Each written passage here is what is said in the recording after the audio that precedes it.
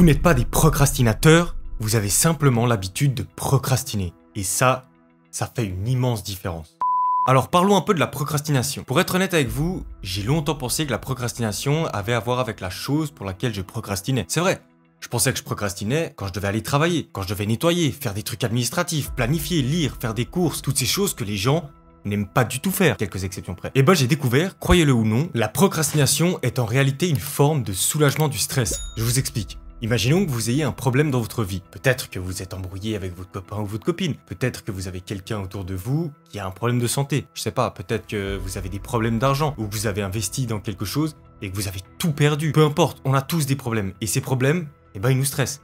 Même un tout petit peu. Sur une journée typique, vous allez au travail, vous bossez toute la journée, vous avez cette boule de stress qui se construit inconsciemment dans votre cerveau. Vous rentrez à la maison et vous savez que vous avez encore des millions de choses à faire. Enfants si vous en avez, repas, nettoyage, vaisselle, étudier et plein d'autres choses. Et donc, vous accumulez tout ce stress sur vos épaules. Et là, votre cerveau, il se dit quoi? Il dit, attends, pourquoi je devrais faire tout ça alors que je suis crevé, stressé, je peux bien regarder juste une petite vidéo. Mais la prochaine chose qui vous frappe, c'est qu'une heure, voire deux, viennent de s'écouler. Et donc, vous vous en voulez. Et les seules façons de briser cette habitude, car oui, c'est une habitude, vous n'êtes pas un procrastinateur, vous avez l'habitude de procrastiner, et ça fait une immense différence, parce que une habitude, je peux vous apprendre à utiliser la science pour la briser. Toutes les habitudes ont trois parties. Un déclencheur, et dans le cas de la procrastination, c'est toujours le stress. Ensuite, il y a un schéma répétitif. Dans le cas de la procrastination, c'est d'éviter de faire quelque chose. Et enfin, il y a la récompense. Et encore une fois, dans le cas de la procrastination, il y a un petit relâchement du stress. Et pour stopper une habitude, beaucoup de personnes font l'erreur de vouloir modifier le déclencheur. Mais en fait, ça fonctionne pas. En fait, une des façons de briser une habitude, c'est de ne pas se concentrer sur les déclencheurs. On se débarrassera jamais du stress dans la vie, par exemple.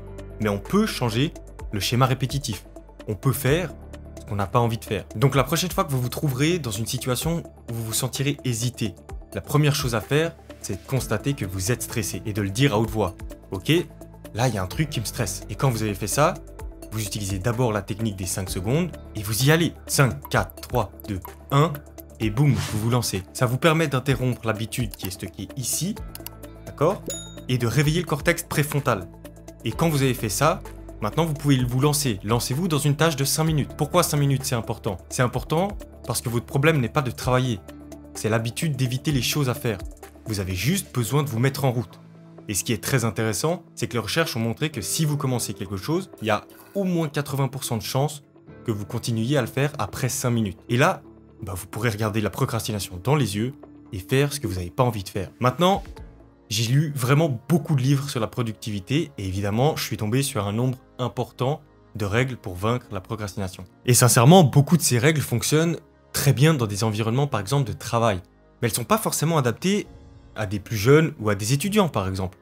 Donc j'en ai sélectionné 2 pour vous qui ont vraiment marché pour moi quand j'étais en études et qui à mon avis sont aussi adaptées à tout le monde. La première règle, elle est tirée de l'ouvrage qui s'appelle Getting Things Done de David Allen. Et elle dit que s'il faut 2 minutes pour faire quelque chose, il faut le faire tout de suite, le plus vite possible.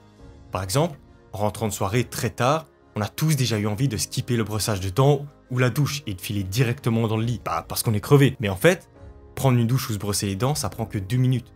Donc, on devrait le faire tout de suite. Si vous devez vous couper les ongles, arrêtez de repousser cette tâche et de la mettre sur une to-do list. Ça marche pas et ça prend que 2 minutes. Faites-le tout de suite. Sortir la poubelle, faire la vaisselle, organiser vos journées, etc., etc. Je vais pas vous faire une liste entière. Mais toutes les choses qui prennent moins de 2 minutes ou 2 minutes max, faites-le directement. Cette règle incite votre cerveau à agir et à battre la procrastination. La deuxième règle de 2 minutes vient aussi d'un livre qui s'appelle Atomic Habits de James Clear et postule que quand vous essayez de faire quelque chose, que vous ne voulez pas faire évidemment, simplifiez la tâche en la réduisant à 2 minutes ou moins. Donc quand vous devez apprendre quelque chose, commencez par 2 minutes par jour. Vous voulez commencer à lire, à la place de lire 10 pages, lisez-en une. Quand vous devez mémoriser du vocabulaire, au lieu d'essayer de l'apprendre en une fois, faites simplement 2 minutes. Et je sais que ça paraît un peu bizarre pour certains, que certaines personnes pourraient se dire que ça marche pas du tout, que sur le long terme, ça fonctionne pas, et que c'est pas viable. Mais quand vous essayez de mettre en place une habitude, ce qui est très important, c'est la répétition. Et répéter 2 minutes de vocabulaire tous les jours est beaucoup plus simple qu'1 heure par jour. Essayez et vous verrez. Si vous avez décidé de vous mettre à la musculation, avant de prendre un abonnement dans un fitness, essayez d'abord de faire 2 minutes de pompe ou d'abdos à la maison. Et ensuite, quand c'est bien ancré dans cette partie-là du cerveau, allez au fitness. Faire ces 2 minutes par jour vous permet de devenir une personne qui fait de la musculation tous les jours. Et vous devenez maître jour après jour de simplement faire ce que vous ne voulez pas forcément faire. Parce que comme a dit James Clear, une habitude doit être établie avant de pouvoir être développée. Si vous ne pouvez pas devenir une personne qui fait de la musculation pendant 2 minutes par jour, vous ne serez jamais capable de le faire 1 heure par jour. C'est logique. Rappelez-vous, il faut bien commencer quelque part, mais commencer petit, c'est plus facile. C'est tout pour moi, n'oubliez pas de vous abonner, de liker la vidéo et de la partager, ça m'aide beaucoup. Ciao!